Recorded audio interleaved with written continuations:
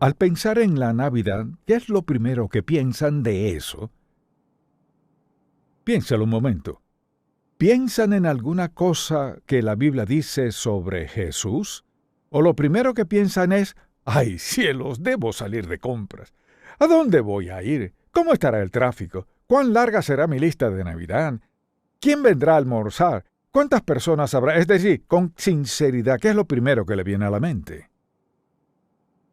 De hecho, al introducirnos en la Escritura, a veces nos perdemos las grandes lecciones de Dios.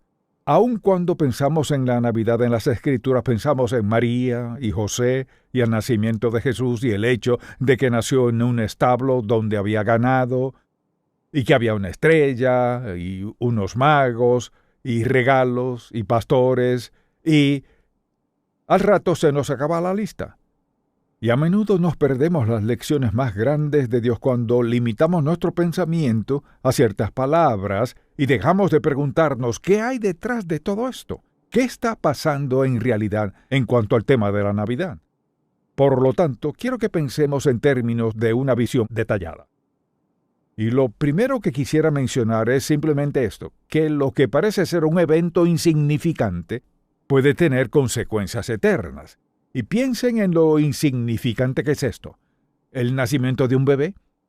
Pues muchos bebés nacieron al mismo tiempo en esa época o en otro tiempo, pero el nacimiento de un bebé no tenía nada de significativo porque eso siempre sucedía.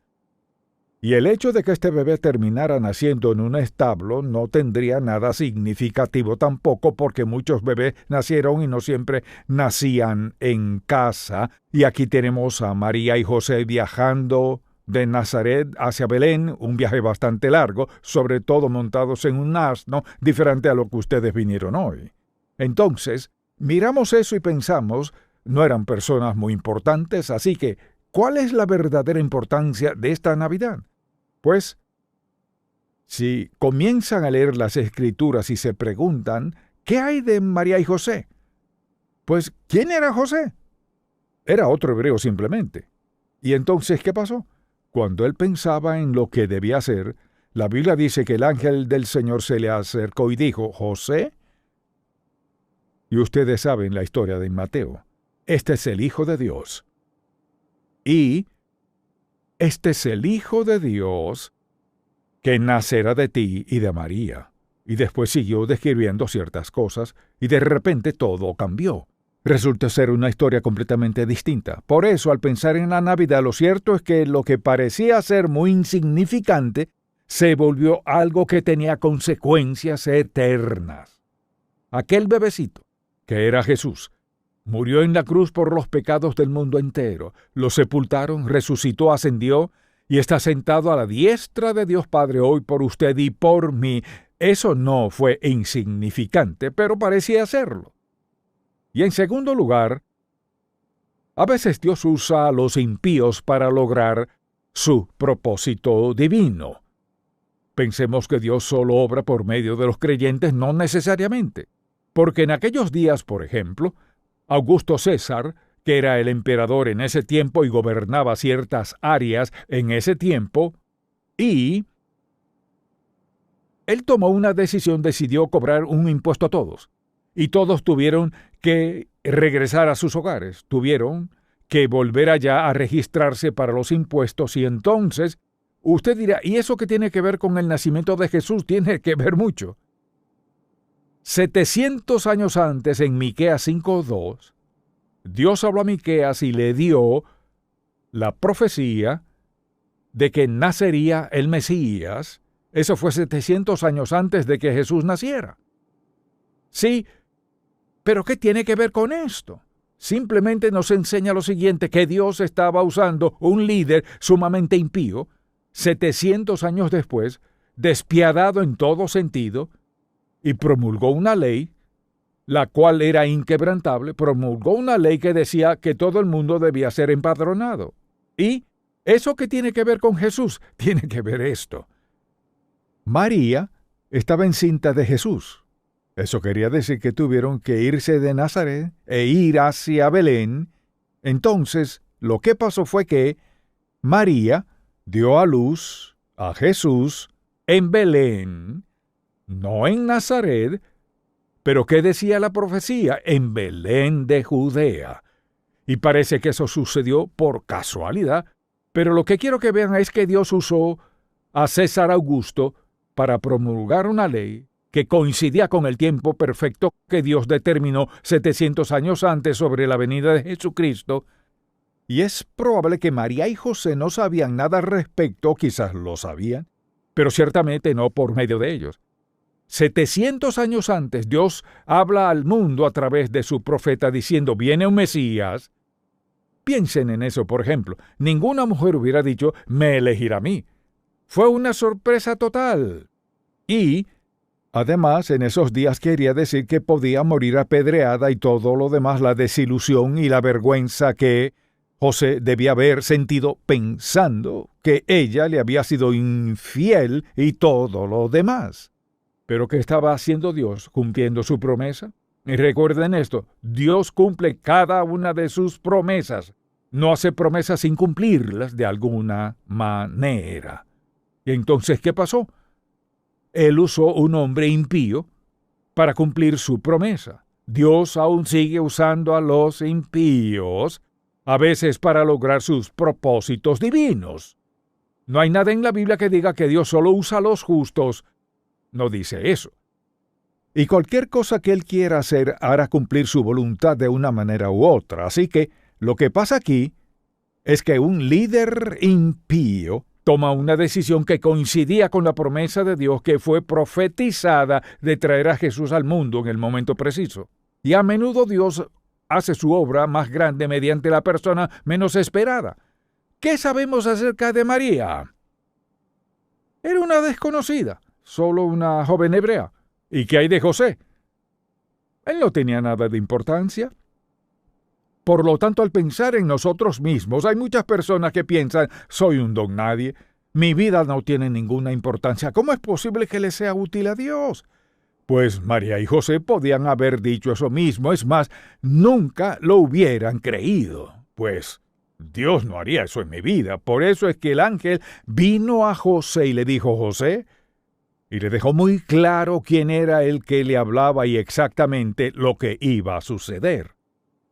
Y al pensar en su propia vida, no tiene que pensar que es un don nadie. Ellos no lo sabían y probablemente ninguno de sus vecinos lo sabía. Nadie hubiera sospechado que María daría a luz al Hijo de Dios, el Mesías. Eso hubiera sido totalmente increíble. No descarten a Dios por su forma de hacer las cosas. A menudo no encaja con nuestro plan. No encaja con nuestra expectativa de cómo Dios debe hacer las cosas. Y Él tomó a personas muy insignificantes, a María y José, e hizo algo muy hermoso, maravilloso y eterno. No subestimen lo que Dios puede hacer y cómo puede hacerlo, por el hecho de no encajar en nuestro plan o con nuestra opinión sobre cómo Él debe actuar. A veces nos perdemos la voluntad de Dios por no pensar que Dios actúa en cierta manera. Por lo tanto, recuerden, Él hace su voluntad a su manera, y al recordar mi propia vida pienso, Dios, yo nunca me hubiera percatado de eso, nunca hubiese escogido eso. Pero a menudo la gente se menosprecia a sí misma y dice, ¿cómo podrá Dios usarme a mí? No significa que vaya a dar a luz otro Salvador, no lo necesitamos, pero significa esto. Significa que Él puede usarlo de una manera, vean esto, si me escuchan, díganme, para darle nacimiento espiritual a alguien con quien usted comparte su fe y sean salvos. Y entonces Él cambia, vean esto, Él lo usa para cambiar su destino eterno. Por eso es que compartir su fe con otros es importante. No subestime lo que Dios quisiera hacer en su vida. Y cuando pienso cómo obra Él, no podemos determinar el valor de una persona por su entorno. Ahora piensen en esto. ¿Qué rodeaba a María y José cuando nació Jesús? Les diré, vacas, cabras, ovejas, el olor, aquel aroma apestoso, el olor a paja y todas las cosas que habría en un establo. ¿Me está diciendo que el Hijo de Dios, el Rey de Reyes, el Señor de Señores, Jesucristo el Salvador, iba a nacer en un lugar así? ¿Qué nos dice eso? No estimemos por su entorno el valor de una persona. Aquí tenemos al Salvador del mundo por toda la eternidad. ¿Y dónde permitió Dios que naciera? En un establo, con ovejas, cabras y vacas. Y el olor de todo eso. Y además de eso, un bebé envuelto en pañales no era gran cosa. Y después, ¿dónde lo acostaron? En un comedero para los animales. Un momento, ¿quiere decir que el Hijo de Dios? ¿Quiere decir que aquella persona divina, Dios va a dejar que nazca en un establo con el olor de ovejas y paja y envolverlo en pañales y de todos los lugares donde pudo haberlo puesto, lo recuesta ahí donde comen los animales? Dice que Dios haría eso, sí. Ahora vean esto. No subestimen lo que Dios va a hacer en su vida si le obedecen. Y la parte más importante de esa frase es si le obedecen. No lo subestimen. Usted dirá, ¿significa que Él va a hacer algo famoso en mi vida? No necesariamente. Escuchen, lo único que importa no es su condición social. Lo que importa es su relación personal con Dios. Al entrar en el establo y al mirar aquel entorno, ¿quién hubiera creído jamás que ahí en carne humana yacía el Dios Todopoderoso, el Hijo de Dios? ¿Quién hubiera creído eso? Entonces, al pensar en eso, pienso que Dios a menudo da sus revelaciones más grandes a personas que podrían ser de baja condición social. Así que quiero que vayan un momento, por favor, al segundo capítulo de Lucas, y entonces Jesús ha nacido, y ahí se encuentran los tres, y mientras esto sucede, en el 8º verso del segundo capítulo de Lucas, escuchen esto. Había pastores en la misma región que velaban y guardaban las vigilias de la noche sobre su rebaño. Y aquí se les presentó un ángel del Señor y la gloria del Señor los rodeó de resplandor y tuvieron gran temor. Él pudo haberlo dicho a muchas personas, pero lo dijo a un grupo de pastores.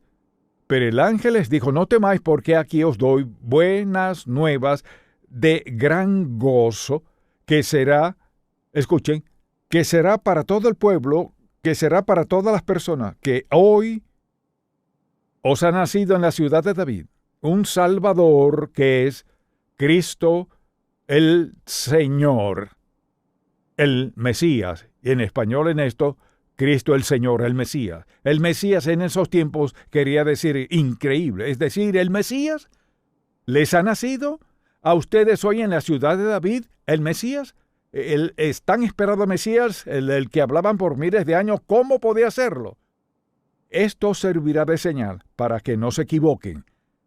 Hallaréis, vean esto, os ha nacido un Salvador, el Mesías, y vosotros hallaréis al niño. ¿Cómo?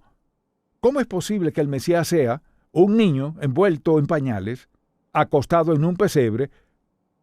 Y repentinamente apareció con el ángel una multitud de las huestes celestiales que alababan a Dios y decían, gloria a Dios en las alturas y en la tierra paz, buena voluntad para con los hombres. Sucedió que cuando los ángeles se fueron de ellos al cielo, los pastores, vean esto, se dijeron unos a otros, pasemos pues hasta Belén. ¿Entendieron el mensaje? Pasemos pues, no dijeron, pasemos a cenar, a almorzar, a desayunar y nos encargaremos de esto mañana.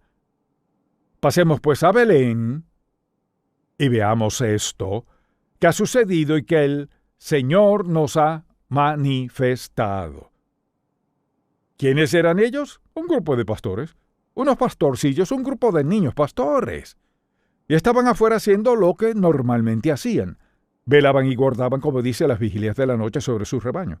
Y mientras estaban sentados hablando entre ellos, quizás de repente los rodea una luz inmensa, brillante e indescriptible. Y la Biblia dice que por ese motivo tuvieron gran temor, pero el ángel les dijo, No temáis, porque aquí os doy nuevas de gran gozo. Os ha nacido en la ciudad de David. Sabían exactamente que estaba hablando de Belén. Os ha nacido un Salvador, que es Cristo el Señor. El Mesías ha nacido.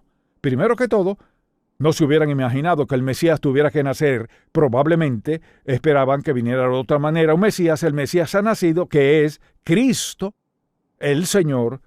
Y escuchen lo que pasó. Sucedió que cuando los ángeles se fueron de ellos al cielo, los pastores se dijeron unos a otros: pasemos pues hasta Belén, ahora mismo, dejen la vara, vayamos directamente, olvidémonos de las ovejas. Vamos a averiguar esto, pasemos pues hasta Belén y veamos esto que ha sucedido y que el Señor nos ha manifestado. Vean esto. Creemos que algo ha sucedido, y el Señor nos lo ha hecho saber porque el ángel lo anunció. ¿Por qué habló Dios a un grupo de pastores? Probablemente porque eran jóvenes que creían la palabra de Dios, que buscaban al Mesías. Muchas personas en aquellos días lo buscaban al Mesías. Probablemente eran jóvenes de fe. Y probablemente eran jóvenes que Dios sabía que creerían en lo que vieron, y vean esto, que tenían valor para contar lo que estaban a punto de ver. No les dijo un montón de personas, a una cantidad de jóvenes o ancianos que dirían: oh, nadie creerá eso. Dijeron: vamos a ver esto que el Señor nos ha dado a conocer. Vinieron pues apresuradamente. No perdieron el tiempo diciendo: iremos mañana. Vinieron pues apresuradamente y hallaron a María y José. Quizás buscaron y llamaron a la puerta de varias casas o lo que haya sido, y hallaron a María y José y al niño acostado en el pesebre. Al verlo, ¿qué hicieron? Volvamos al cargo que desempeñaban como pastores. ¿Cuál era? Al verlo, dieron a conocer lo que se les había dicho acerca del niño, y todos los que oyeron, o sea, lo dijeron a no pocas personas, y todos los que lo oyeron se maravillaban de lo que los pastores les decían. Ahora vean esto. ¿Habrían sido ustedes como uno de los pastores que querían contar lo que habían escuchado, lo que habían experimentado y lo que habían visto? ¿Piensan que aquel grupo de pastores hubiera escuchado y visto lo que vieron, para después decir: está bien, oigan, ¿qué pasó con las ovejas? No podemos dejarlas, volvamos por ellas? No, les dijeron a todos, y todos los que oyeron se maravillaron de lo que los pastores les decían. ¿Saben por qué? ¿Saben por qué se maravillaron? Porque lo decían con entusiasmo, con emoción. Es decir, creerlo. Estábamos allá afuera velando y guardando nuestras ovejas, charlando al fuego, y de repente se iluminó el cielo, apareció el ángel, y esto fue lo que nos dijo: dejamos nuestras varas y partimos inmediatamente. Esto es lo que hemos visto y escuchado. Ustedes tienen que creerlo. Y todos los que oyeron se maravillaron de lo que los pastores les decían. Así que les pregunto: ¿a quién le han contado últimamente sobre el día que usted fue salvo o el momento que fueron salvos? ¿A quiénes le han contado? ¿A quién le han dicho en esta época navideña? La Navidad es una idea maravillosa, pero lo más importante de la Navidad es que Jesús me salvó. Él perdonó mis pecados, y cuando ponemos el arbolito yo pienso en la cruz. Cuando ponemos las luces pienso que Él es la luz del mundo. Y cuando pienso en regalos pienso que Jesús es el regalo más grande. Es decir, ¿a quién le ha dicho usted algo sobre Jesús en lo que va de esta Navidad? Sé que les han dicho a las personas lo que quieren para Navidad. Y han dicho a algunas personas lo que ustedes quisieran tener para la Navidad, personalmente. O les ha dicho a algunos lo que van a regalarles en Navidad. Han dicho muchas cosas acerca de Navidad. Pero ¿qué les ha dicho sobre el don revolucionario y maravilloso que usted recibió mediante la persona de Jesucristo? ¿A quién le ha contado eso? Y la Biblia dice que ellos no podían esperar, les contaron a todos lo que podían. Y la gente se maravillaba. En ninguna parte dice, y después de eso, la gente acudió. La gente acudió al pesebre a verlos. Querían verlo, querían decir que lo vieron. Sé que es verdad. No, solo se maravillaron. Ahora vean esto. Quizás usted esté aquí en esta hora, o quizás está viendo esto por televisión, o quizás esté escuchando la radio, y ha escuchado la verdad del Evangelio de Jesús y su nacimiento y lo demás. Usted hará una de dos cosas. Si está aquí y hace lo que hizo esa gente, se irá maravillado, se olvidará del asunto. Si lo está viendo por televisión, hará una de dos cosas. Tomará su relación con Dios en serio rápidamente y recibirá al Señor Jesucristo como su Salvador personal. Quizás le venga a la memoria este verso, porque de tal manera amó Dios al mundo que ha dado a su Hijo unigénito, para que todo aquel que en él cree no se pierda, mas tenga vida eterna. Quizás lo ha escuchado muchas veces y está dispuesto a decir, Señor Jesús, he pecado contra ti, te pido que me perdones, quiero ser parte de tu vida y te quiero en mi vida, te estoy pidiendo que me perdones, te estoy diciendo que me salves y te rindo mi vida hoy, ahora mismo. Esa es la decisión más sabia que puede tomar. Mire, cuando surja el tema de Jesús, tendrá que decidirse. Y cuando pienso en lo que hace la gente, ellos escuchan y creen y sus vidas son transformadas. O escuchan, apagan el aparato y salen a la eternidad sin Cristo. O usted puede ser suficientemente sabio para pedirle a Jesucristo que perdone sus pecados, no importa dónde se encuentre. He oído personas ser salvas en toda clase de lugares. Su nombre, me dijo hace poco, un doctor iba rumbo a su consultorio esta madrugada. Dijo que al escuchar la radio se sintió compungido por su vida y su forma de vivir, y dijo, me detuve al lado de la carretera, apagué el motor del carro y fui salvo ahí mismo. Y cuando fui salvo supe que Jesús había perdonado mis pecados, encendí el motor y seguí hacia el consultorio. Cuando llegué tuve que decirle a alguien lo que había hecho. Y me dijo, pastor, le estoy contando esto porque quiero que sepa que algunos por acá estamos escuchando y está haciendo una diferencia en nuestras vidas. El asunto es este. ¿Qué hará? No que no hará, sino qué hará ahora. Si no es salvo, olvídese de los decorados de Navidad y lo demás. Si no es salvo, está perdido. Y si quiere ser salvo, puede ser salvo ahora mismo, donde quiera que esté. Diciéndole a Dios, creo en el testimonio de las Escrituras, te pido que perdones mis pecados porque dijiste, si confieso mis pecados, eres fiel y justo para perdonar mis pecados y limpiarme de toda maldad. Y Dios, he sido tan impío, por tu misericordia te pido que perdones mis pecados en base a lo que Jesucristo hizo en la cruz. ¿Me perdonas? Sí, Él lo perdonará. Padre, estamos tan agradecidos porque nos amas como lo haces y nos das la oportunidad de ser salvos. En el nombre de Jesús. Amén.